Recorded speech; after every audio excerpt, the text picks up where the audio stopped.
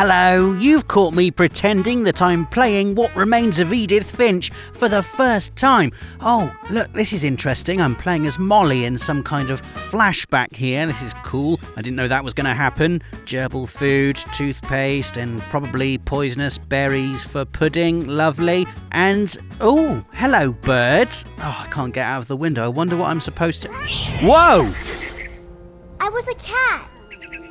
I was not expecting that, and a first-person cat too. You might think this is the first entry in our list of 7 times video games made you control the weirdest things, but it's not. This is just the intro. If you thought going from controlling a flashback of a dead girl to a cat the flashback of the dead girl is quite possibly just imagining was weird, then just wait until you see what we've got coming up. I love this kind of rug pull in video games. You know, we've all been playing games now for more years than we'd care to count, and so when a game hits you with a creative surprise and you realise you haven't seen it all, it's like jumping into an icy lake after hours spent lolling about in the sun.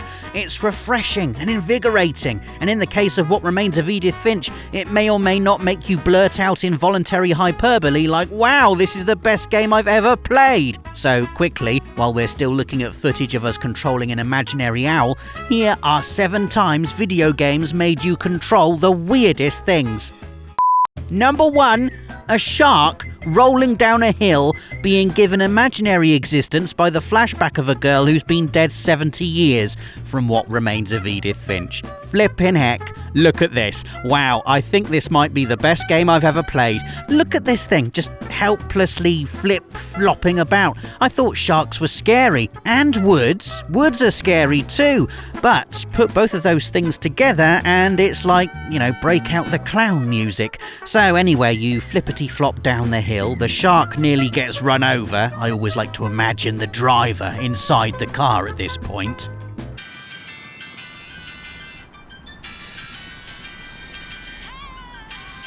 Was that a shark? Before sploshing into the sea. This is a little less weird now, at least you're in your natural habitat as a shark imagined by the flashback of a dead girl, swimming about, chowing down on seals, before splosh, we're a weird tentacled sea monster eating sailors, and now we're back in our bedroom and, seriously, there are so many ideas here. I had no clue what to expect going into What Remains of Edith Finch, and if you still haven't played it, please change that. Controlling a stranded shark as it leaps down a hill and across a road honestly doesn't even come close to conveying the variety, the originality, and the wonderful strangeness of this incredible game. Next up, Battlefield 1. One of the best shooters this generation, if you ask me. A raw and poignant journey through the horrors of the First World War. Visually astounding and grounded in brutal reality. In the mission Through Mud and Blood, you take control of Danny Edwards, a rookie British recruit tasked with driving a tank through German territory in a desperate attempt to reach the French town of Cambrai. Naturally, things do not go well. You're pinned down, facing certain death, your last chance of survival sending a message to your allies, which, in the pre-WhatsApp days of 1918, was done via pigeon. And then, in what becomes a remarkable shift of perspective, you're controlling the pigeon. The battlefield litters the earth below, the sounds of gunfire and death softened by distance and clean air. For a few moments, you literally rise above it all, experiencing a lightness and a blissful quiet that effectively yet tragically only serves to enhance the horrors unfolding below. It's a moment as wonderful as it is unexpected, allowing the player respite and rumination, a window of time where you don't have to think about cover or reloading or looking up close at some terrified kid you've just gutted with your bayonet. Well played indeed, Battlefield 1. Who'd have thought seeing a depiction of the First World War through the eyes of a pigeon could be so affecting? Everything is next, a game about perspective and the universe, and gently opening your mind to both its significance and insignificance. The ruminations of the late philosopher Alan Watts intermittently play throughout the game, as you're encouraged to wander the multiple layers of reality that together make up our cosmos, from the subcellular to the intergalactic. Also, you get to control these funny flapping bears, a result of the dev team deciding to keep the animations as simple as possible in a game where you can essentially shift into anything you want. Ladybirds, bits of grass, an atom, a tree, an island, a planet, a galaxy. Back to these bears though. I don't know why I love them so much. There's a purity to this animation. It's like you're not so much controlling a bear as you are controlling the essence of a bear. Bears in their purest form, freed of the daily struggles of being a bear, of having to hibernate and fish and find the perfect tree on which to scratch their backs. Bears just flopping about, existing in the world. Honestly, I could just flop about being a bear in everything, listening to Alan Watts gently giving me an existential crisis all day long. All the time, everywhere, there are other eyes starting up. See? Whether they be human, animal, anything you like. They be in other galaxies, etc. Always, they're starting up. Now, you would say there is no connection between them. No, in the same way there is no connection between the molecules in your hand. And yet you say it is a hand. The moral of this story, bears are lovely and your hand is a universe.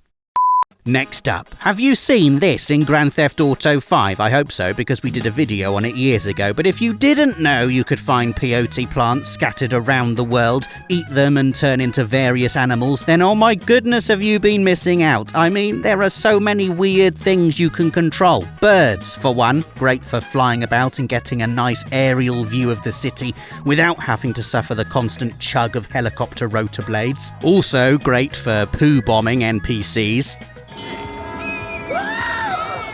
There are mountain lions, great for mountain lioning. If you didn't know, mountain lioning is a sport I've just made up where you run around mauling as many NPCs to death as possible. But my favourite animal to control on this list is Clive, the urban murder pig. That's his name. And this is his theme tune. His name is Clive, and he's a pig. He's Clive, the urban murder pig. He's coming. He's coming. He's coming. He's coming. Get running. He'll chase you down and then he'll murder you with his horrible murder hoops. He's coming. He's coming. Wait. Don't pigs have trotters? Yeah, don't mess with Clive.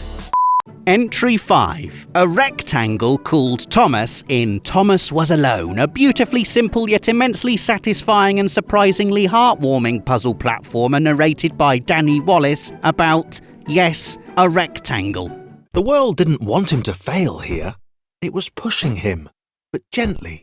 Thomas's full name is Thomas AT23612, and he travels through the game in search of purpose and companionship. Companionship he finds in the form of Chris, John, Claire and Laura, who are, of course, also two-dimensional hopping shapes. My favourite thing about Thomas Was Alone is that somehow, I mean it's clever design and good writing, somehow you'll find yourself actually caring about a rectangle. I've played other platform games where you control characters with more traditional body features, faces and eyes, things that inherently encourage people to connect, and I've not cared about those characters as much as I did this limbless, voiceless, two-dimensional shape, both weird and wonderful. Although our next entry is basically just weird. The game is called I Am Bread, so I don't know why it came as a shock to me that when I booted it up I was controlling an actual slice of bread. But even in this video, a video about weird things you control in games, this stands out. Developed by Bossa Studios, the same team behind the infinitely hilarious Surgeon Simulator, your goal in this physics-based 3D puzzler is to get your bread from worktop to a toaster as quickly and cleanly as possible. I mean, I say this game is physics-based. I'm not sure of any law of physics that allows for bread to independently hoist itself over kitchen work surfaces, but there you are. I played this game with some of the team from Bossa Studios when it first came to PS4, and I was not good at it. Rolled around in dirt and baked beans and made the kind of toast not even a university student would contemplate eating. Control the game like someone who actually does have a working brain cell, however, and you can make that bread bounce and flip like a wheaty gymnast, cavorting around the place like all this is totally normal. Our final entry contains big endgame spoilers for Inside, which is a phenomenal game you can finish in just 3 hours. So if you haven't played it yet, this is the end of the video for you. Thanks for watching, bye!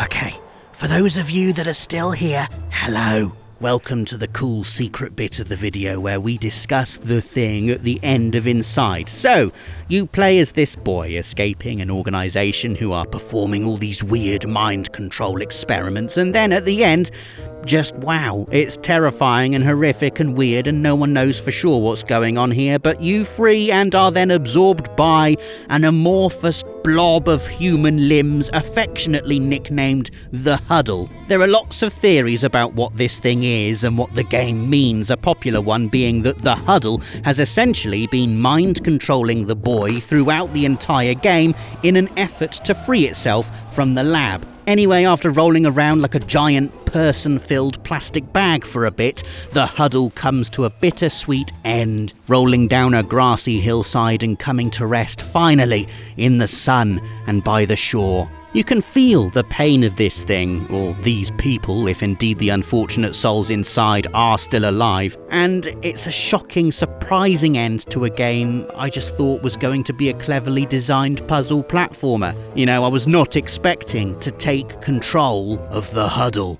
So there you go, 7 times video games made you control the weirdest things. Can you think of any other examples? Let us know in the comments, give us a like if you enjoyed the video, and click that notification bell so you're always up to date with everything from the world of PlayStation. Thanks for watching, and see you again next week for another Friday feature. PlayStation